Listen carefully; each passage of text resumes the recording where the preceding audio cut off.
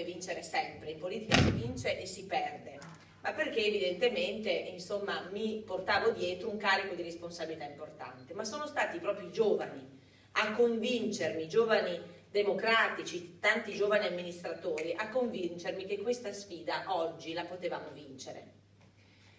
Ma la possiamo vincere, non la vince una persona sola, non la vince Alessandra Moretti, la vincono i veneti questa sfida.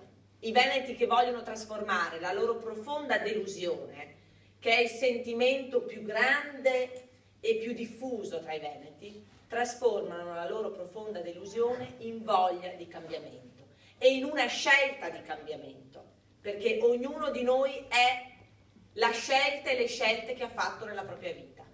Scelte motivate spesso da una speranza, da una voglia di migliorare le condizioni di vita del proprio paese, della propria comunità, della propria famiglia. Chi fa politica lo fa e lo deve fare con questo spirito.